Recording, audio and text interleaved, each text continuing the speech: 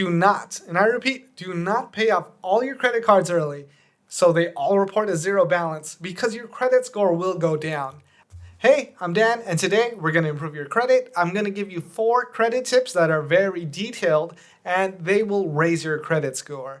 I learned all this through lots of research and lots of experience over the past decade, building my credit score from under 600 to over 800. So it is possible, and it takes a while to understand. I think you'll understand it better if you start from the bottom, and that's how you get to the top. I was in debt. I had $14,000 of debt from using credit cards. I was super irresponsible, but I found a way out, and we can go over that in a future video on how to utilize credit cards to leverage 0% interest promotions and sign-up bonuses to get yourself out of debt. Now, I really love credit cards because they are very generous with their promotions, and if you use your credit with the perfect strategy, you can get out of debt, you can make money, you can live a better life. I know that's super pitchy, but that's kind of what it is. When you have bad debt, you have worse loans, you pay more. It's pretty much the poverty tax. They call it the poverty premium. Now, if all of this is going to be helpful to you, I'd really appreciate it if you liked and subscribed. This channel is all about saving money and getting full value from multiple experiences. We talk a lot about credit cards, cash back, a lot of things that help improve your life with very little effort. I think that's a way of putting it. I think that's why this channel is called Full Value Dan. I keep changing the channel name, but I'm feeling it out. Like, what works? If you have a suggestion for a channel name that incorporates Dan and finances and sounds good where people will click on it, please let me know in the comments. Mean comments will be deleted. Heads up.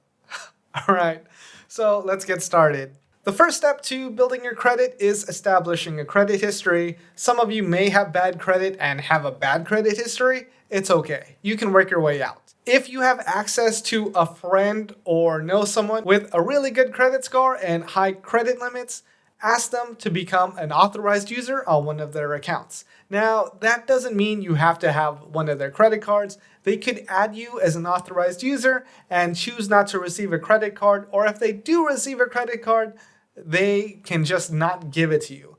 You just want to be on that account. Now, don't ask just anybody. Ask someone responsible. So here's what happens. When you become an authorized user on someone's account, you get the history of that account. Now, let's say someone has the Chase Sapphire Preferred card. They've had that card for 5 years, and they have a $30,000 credit limit, and they only use that card for recurring charges. So each monthly statement is about $20. This is a very good credit card because it utilizes all the important principles of a good credit line. One, they're using very low limits, which means, hey, they have credit, they're using it, but they're keeping it really low. They're not overusing their credit, they're not overspending. You want to be between 1% and 10%. 0% is okay in the scenario that you have debt somewhere else. As long as you don't hit 0 on all your credit lines, you're going to be okay. There needs to be something on that monthly statement, because if there's a 0 balance, it might not get reported to your credit report. So first off, it has good utilization, perfect payment history, which is the second thing. You got to make sure they have no late payments on that account, like they've never missed a payment. You can do that too. You just got to make sure auto pay is on your account at all times. The third thing is the credit history. That just means how long has the card been open. Anything longer than 2 years of history is going to look good on your credit report.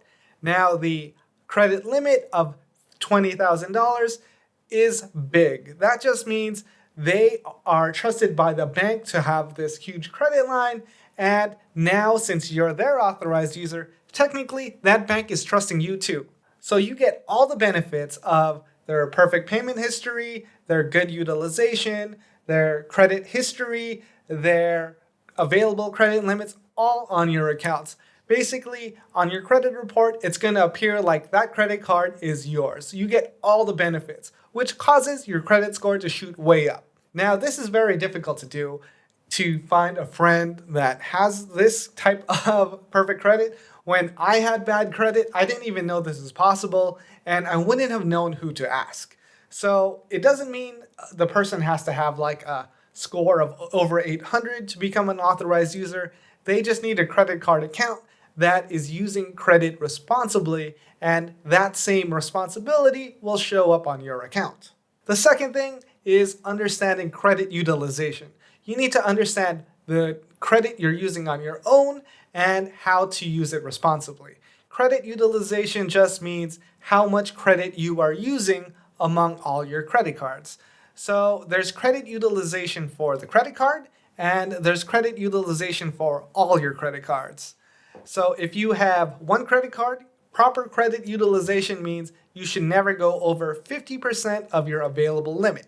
So if you have a $10,000 limit, you shouldn't spend over $5,000. And if that shows up on your statement balance, then it's going to report negatively against your credit score. Hang on though. Let's go with a smaller example. That's kind of absurd to make like a $10,000 purchase anyway. Let's go lower, because my first credit card was a $200 limit, and my brother's first credit card, his limit was $50. Realistically, it takes a long time to really build up to those credit limit numbers. This actually happened to me. I had a $1,000 credit limit, and I was using that like way too much. So I didn't understand how credit worked, and I was just spending money and paying off the card because I thought that's just how it worked. So anytime your statement balance is reported over 50%, it's going to report negatively, as I mentioned. So if you have a $1,000 credit line and you're spending money, you're buying things, you can pay off your credit card early, but don't pay off everything. I know it's confusing, but hang on. So you have a $1,000 credit limit. Your credit card statement is going to be in a week. You can pay off some of that bill. Just pay off most of it. You want some number to show up on your credit card statement because this will show the credit bureaus that you are using credit and you are using it responsibly. The number you should hit is between 1% and 10%. So if it's a $1,000 credit line, your statement balance should be $100 or less. If you pay off your credit card early and just make sure you still have like $90 left before the statement date, then you're in the clear. You can pay off your card multiple times before the statement date just so this can work. If you have to make a big purchase like a computer, you can still do that too with a $1,000 credit limit. All you have to do is call the bank and tell them, hey, I'd like to make a purchase. It's going to exceed my available credit limit. Is there any way I can get an additional credit line just for this purchase? I've done this before, and they've said yes, they'll temporarily authorize a higher limit where you can make that purchase. You have to remember, before your statement date, you have to pay off most of this purchase and make sure you have 10% or less utilization on that credit card. That's how you manage credit utilization on one credit card. Now, among all your lines of credit, it works a little differently. You just need to utilize between 1 and 30% of your total available credit to stay in good standings, which means if you have 5 credit cards at $10,000 each, that's a $50,000 credit limit. 30% of that is $15,000, which means you should never exceed $15,000 of your available credit limit. Otherwise, your credit score will be negatively impacted and your score will go down. And to have good utilization on your overall credit line, you need to have between 1% and 10% utilization. Do not, and I repeat, do not pay off all your credit cards early so they all report a zero balance because your credit score will go down. I did this by mistake and I thought I was like kicking butt. I was like, yeah, I'm doing great. I paid off all my debts. I got out of debt and now I have no debt. That's a bad thing. Having no debt means you're not using credit responsibly and your score goes down.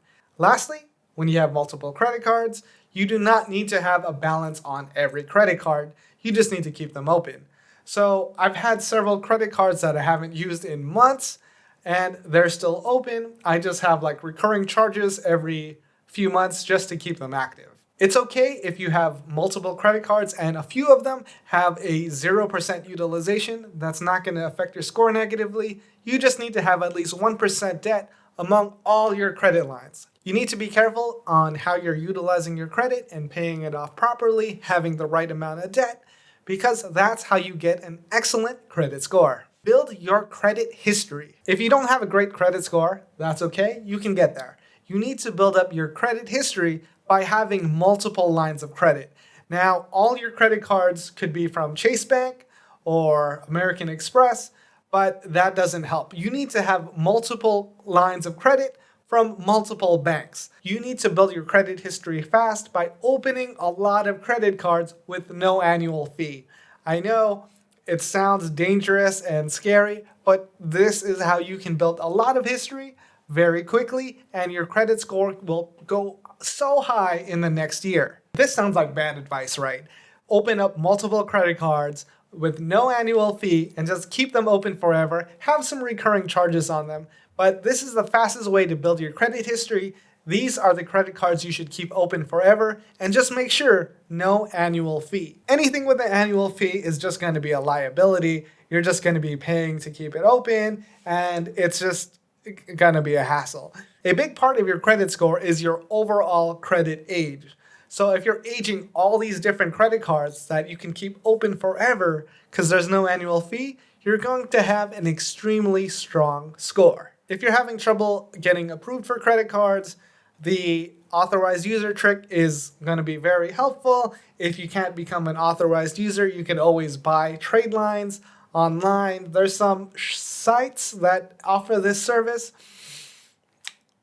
I don't have any that I recommend, or we'll talk about that later. That gets into a little shady territory. I actually got in trouble for authorized users with US Bank, and they closed my account. So I don't want to recommend anything at this point, but in the future, we're going to go over how to get authorized users or just buy and sell them depending on your situation. To start building your credit history, if you have no credit cards, it's going to be tough. If you're starting off your credit journey, you can always start off with a secured credit card and start building it up slowly that way.